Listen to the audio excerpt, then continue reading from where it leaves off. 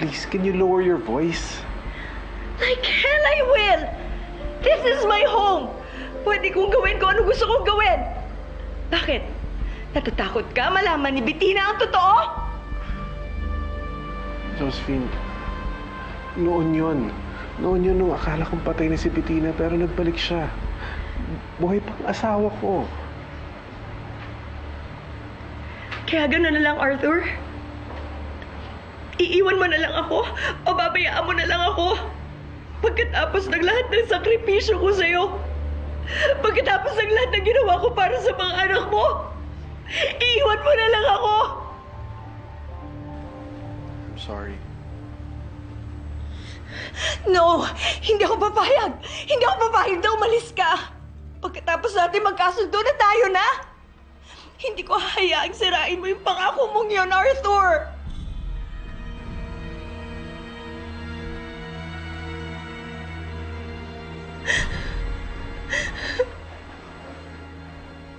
May affair si Daddy tsaka si Tita Josephine.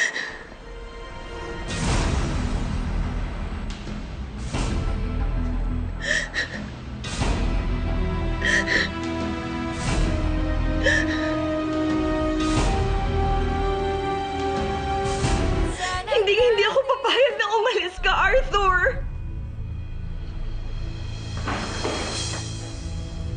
Ano yun?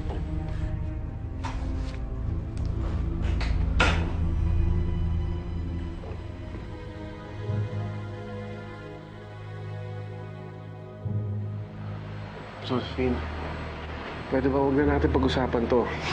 Ayoko marinig ni Bettina o ng mga bata yung tungkol sa atin. Hindi pa rin ako papayag na umalis ka, Arthur. Josephine, please. Please, Josephine, huminahon ka naman. Hindi naman ako malalayo. Hayaan mo lang ako makasama ang pamilya ko. Hindi naman kita inaakaw sa pamilya mo, Arthur. I just need some of your time. Kahit ilang oras lang, kahit ilang sandali lang, please, bumalik ka for me.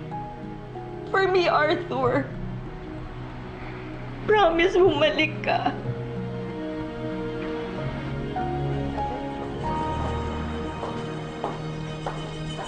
Are you okay? What's wrong?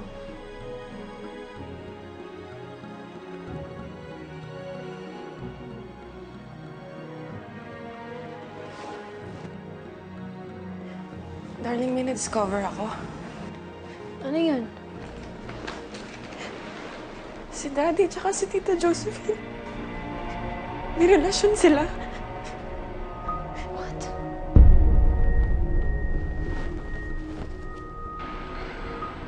Okay, I promise.